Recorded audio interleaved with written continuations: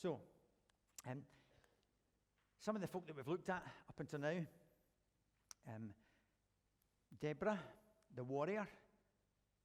We looked at Miriam, who was the worship leader. We've looked at Huldah, who was a prophetess. And today we're looking at another one of these ladies whose stories quite often gets overlooked. I don't know how many times I've read this section and never really taken in this part of the story. Rizpah. How many of you know the story of Rizpah before today? No, it's one of those. And maybe if you were following the reading, you're thinking, why are we doing this? And it's a valid question. She's a woman who appears twice in the Bible, and both times it appears that she's the victim. I wonder if you've ever felt like that. Things happening to you and in your life over which you have no control. And you don't know why it's happening, and you don't know what's going on. It's not your fault. But somehow you are in the position where you find yourself the victim. We're at a point in the history of Israel when all but David's own tribe were with Saul. And David has been working to stand against Saul. And Saul has been beaten. They've been fighting the Philistines and all of that kind of stuff. And eventually Saul is killed, and Jonathan and two of his other sons as well. So the kind of yellowy orange bit in the middle is Israel. But you see that around them are all these other folks who throughout history have fought them and tried to take the land back, and there have been constant battles and warfare. Some things don't change very much. So the background to the reading today, 2 Samuel chapter 3, and this is the bit where she appears first. During the war between the house of Saul and the house of David, Abner had been strengthening his own position in the house of Saul. Now Saul had a concubine named Rizpah, the daughter of Ai, and Ishbosheth said to Abner, "Why did you sleep with my father's concubine? Saul's dead, and Ishbosheth has become king in his place." And one of the things in those days was that if you had sexual relations with one of the king's wives or one of his concubines, it was essentially saying, "I want your place. I'm taking over here." It was a power play. And there's this idea there that Abner had been strengthening his own position in the house of Saul. Well, it was a time of turmoil. It was a time of real uncertainty. You know, the king's dead, long live the king. He wanted to make sure that he had a place in Saul's house. He had been Saul's general, and he wanted to make sure that he still had a place. You can understand that. But that's maybe been interpreted slightly differently by the new king. And so you get this question.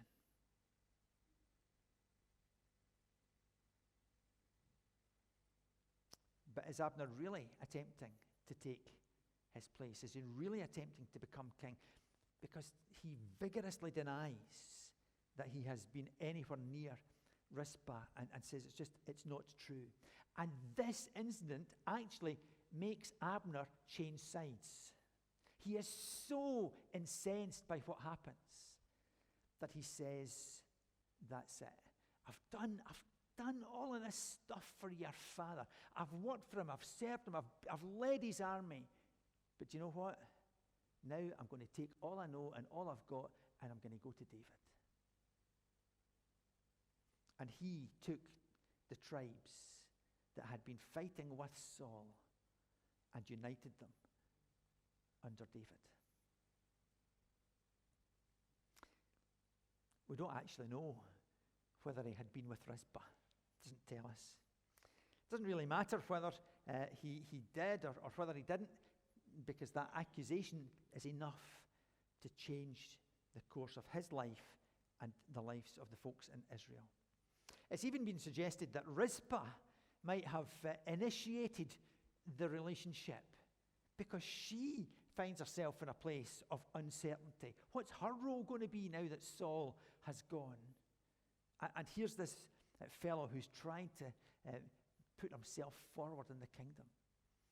But given the denial that Abner brings, I suspect neither of those really are the case. But we don't know.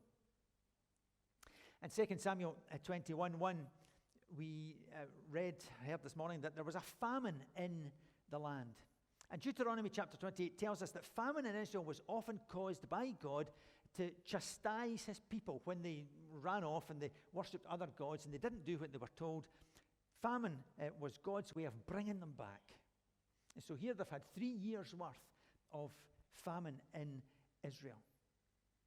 So David, having experienced this famine, goes to God and asks God, what is going on here? Have we done something that has caused this?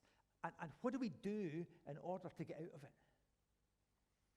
And God says to him, it's because Saul broke the covenant with the Gibeonites.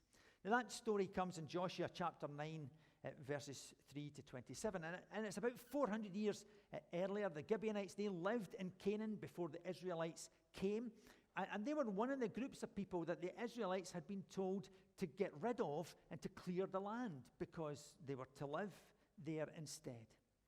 So they tricked Joshua into a treaty and to this covenant to guarantee their protection and security in the land.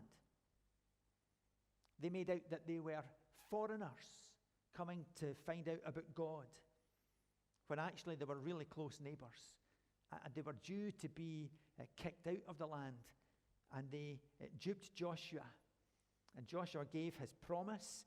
And that promise was made not just to those people, it was made before God. And so it was a significant thing. And Joshua and the Israelites then had to honor that promise.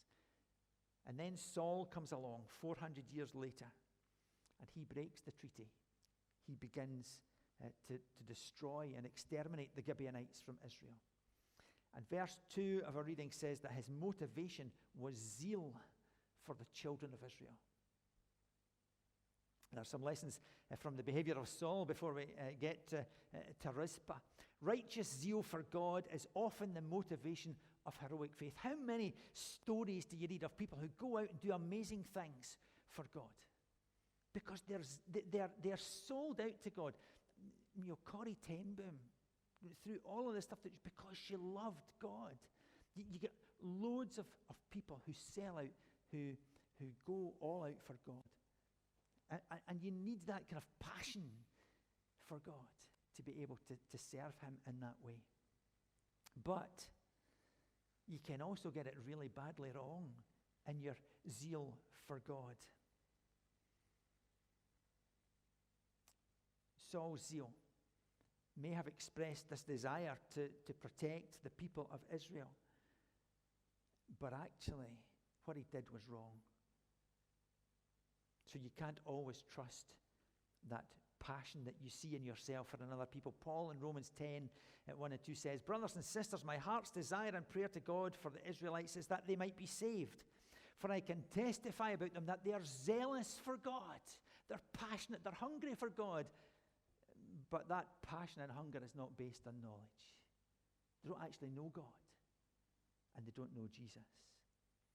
You couldn't get any more zealous for God than a Jew, particularly a Pharisee. And Paul says that of himself. He had been a Pharisee. In Philippians 3:4-6, he says this, if someone else thinks they've got reasons to put confidence in the flesh, I've got more. Circumcised on the 8th day of the people of Israel, of the tribe of Benjamin, a Hebrew of Hebrews, in regard to the law, a Pharisee, as for zeal, persecuting the church. He was passionate, so passionate for God, so passionate for the Israelites, that he was killing Christians. As for righteousness, based on the law, I was faultless. But he was wrong. You can't trust your zeal all the time. A second lesson though, is that the time that transpired between these two different stories didn't nullify the promise that was made between Joshua and the Gibeonites, and nor did it take away Saul's sin against them. So 400 years have passed since the promise was made.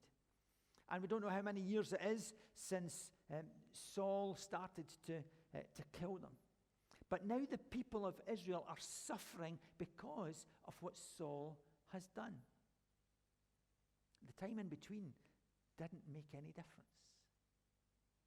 The promise had been made, and the promise had been broken. There are consequences for our actions. And nowadays, I think sometimes we don't actually take that seriously enough. David asks God, and he finds out that the famine is because of this broken promise, and he goes to the Gibeonites and he asks them what would make things right. Essentially, what they want was life for life. And so they requested 7 offspring, 7 sons, relatives of Saul, and they would take them and they would kill them as punishment for what Saul had done. So 2 of those sons were Armoni and Mephibosheth, Rizpah's sons. It gets slightly confusing because there's another Mephibosheth who was also a son. But he was protected by another promise that had been made, because when David became king, he said he would protect that Mephibosheth. So this is a second one. They could have had shorter names. That would have been helpful. But then there were also 5 other grandsons. So 2 actual sons and 5 grandsons of Saul. And David gave permission for them to be taken, to be killed, and to be hanged outside after they had been executed. And that was to cover, if you like, the sins of their father Saul. And they were exposed and impaled to a pole in Gibeah. It's not a coincidence. Gibeah in 1 Samuel 10:26, we are told, is the capital city for Saul. So his sin has gone full circle and comes back to where it started. Now, I understand if you're sitting there saying, hang on a minute. How on earth is any of this fair? How on earth can this be happening? These 2 sons of Saul and the 5 grandsons, why should they suffer because of something their father did or their grandfather did? Well, it's not really fair that you and I suffer when somebody else does something wrong. If somebody steals from us, it's not fair. If somebody crashes into our car and we are injured, it's not fair. Life is not fair. But we understand that's what happens. It's unfairness is a fact of life. And it comes as a result of the fall, and it comes because there's sin in the world. Life is not fair. We suffer because other people do things that they shouldn't do. And they suffer when we do things that we shouldn't do. Life is not fair. So then maybe the question should be, if this then is wrong, why did David go along with it? Why did he allow it to happen? You wouldn't think he would allow something that was so unjust. Well, you're probably right. In fact, in Deuteronomy chapter 24 and verse 16, it specifically prohibits punishing a son because of something his father has done.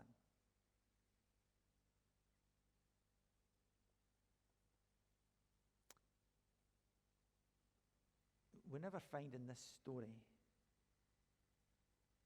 that David is ever reprimanded by God. He's never reprimanded for doing what he did. And it might well be that actually what he did was the right thing. And maybe what the Gibeonites asked for was the right thing. It says that this was a judgment on Saul's bloodthirsty house. And perhaps these 2 sons of Rizpah and the 5 grandsons of Saul had been involved in the slaughter of the Gibeonites. We just read the story, and we know that it doesn't end with the death of her sons. In fact, it's then that Rizpah comes into her own. She is utterly determined to guard these bodies. She takes sackcloth and ashes.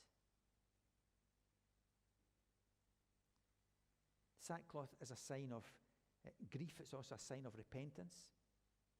We don't know whether she used it to cover them or whether actually she used it to cover herself from the heat of the sun or to keep warm at night. We don't know. But she protected the bodies from the animals and the birds. And it's actually, we don't really know how long it was. But it says from the start of the harvest until the start of the rain. And that is at least 3 months, maybe 5 months. So every day, for all of that time, she is out there protecting these bodies. How on earth did she get through it? How on earth could she do it? Love. Love is the answer. She was so devoted to her children. She wasn't deterred by the hunger, by exhaustion, by the stench of the decomposing bodies, by her own grief, by the hopelessness or apparent hopelessness of her situation, by the reactions of other people who walked past. But she persisted. She was patient. And through her patience and her experience, she gained hope. She never gave up. She loved, and because she loved, she was devoted. And because she was devoted, she persevered. And because she persevered, it gave birth to hope in her heart. How did she get through? How do you and I get through? Because we have hope. That's what being a child of God gives us. Hope in our hearts. And when we lose hope, we lose everything. So could any good come from this story? Well, we've seen how the story started. We've seen how she got through it. And when you look at it, it's hard to see light at the end of the tunnel. It's hard to see how on earth this awful story has anything good in it. One author said, by refusing to hide her grief and by living out in public, she gave meaning to her son's death, making the entire nation face the evil of what happened. And I think that's right. Could any good come from that? Well, I think yes. David heard of her devotion, of her love, of her sacrifice, and it touched his heart. We read that he took steps to give a decent burial, not only to these 2 men and the other 5, but he went even further. 2 Samuel 21, 12 and 13 says, he went and took the bones of Saul and his son Jonathan from the citizens of Jabesh Gilead. They had stolen their bodies from the public square at Bethshan, where the Philistines had hung them after they struck Saul down on Gilboa. So the Philistines had done to Saul and his sons what the Gibeonites did then to the sons of Saul. David brought the bones of Saul and his son Jonathan from there, and the bones of those who had been killed and exposed were gathered up. Did any good come from this awful situation? Yes, it did. Not only did this woman, because of her hope, get her 2 sons buried properly, but she pricked the conscience of a king who remembered a similar situation that Saul and his son Jonathan, who David in his turn loved. And he remembered that when they were slain, they were hung and impaled on the wall of the city of Bethshan, and how he did nothing about it. But some brave men from Jabesh Gilead went and against all the odds got their bodies back and buried them. David realized that they hadn't been properly buried. And so his conscience was moved. And he went and recovered them and buried them properly. Why? Because of Rizpah. David's action is directly related to the determined devotion of this concubine called Rizpah. I think it shows you the power of one. Can I say to you, ladies, the power of one woman. One woman who knew suffering, and yet one woman who was deeply compassionate, deeply loving, a devoted woman who persevered, who never lost hope, who turned the heart of a king. What a woman. We need more women and men like that today. What do we learn from Rizpah? The first is a lesson on loss, a lesson on bereavement and on sorrow. I read a number of commentators as I was preparing for this who comment on Rizpah, and there are a few who say they accuse Rizpah of inordinate grief. To put it in our words, I suppose, they say she was just totally over the top. I don't know what you think of that. I have to say there is a danger that in grief we can absorb ourselves in a sense of hopelessness for far too long. But I think that those who accuse Rizpah of this are trying to take her out of the context that she was in. We don't know. No commentator knows, or Bible teacher knows, what she was going through. Incidentally, none of us know what anyone else is going through when they're grieving. And that's why we should be slow to judge other people concerning how they grieve. Because people grieve differently.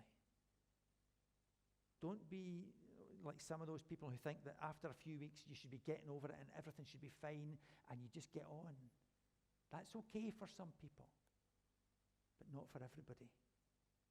Sometimes people cope with their grief by looking for justice, or for setting up a charity to honor the person they're grieving, or finding another way of dealing with it. But everybody deals with it differently, and they need time. The second thing we learn is that we need to persevere. I wonder if Jesus had Rizpah in mind when he told the story in Luke 18 about a judge who didn't obey God and he didn't care what people thought of him. And a widow kept coming and saying, I want justice. Away you go. I want justice. Away you go. And she kept coming back and she kept coming back and she kept coming back looking for justice. And eventually he gave in because he was fed up with her constant coming to him, looking for justice. But in Luke 18, verse 6, it says this, the Lord said, listen to what the unjust judge says, and will not God bring about justice for his chosen ones, who cry out to him day and night? Will he keep putting them off? I tell you, he will see that they get justice, and quickly. I think we need more women and men like Rizpah who see injustice in the world and determine to do something about it. In a moment, we're going to sing a hymn that encourages us to remember that God is King and he is always with us. He always does what is right, even when we don't understand why things are happening or what's going on in our life. Our life of faith starts with acknowledging Jesus and continues in him, whatever our circumstances. We need to persevere. And we need to be like Rizpah. Amen.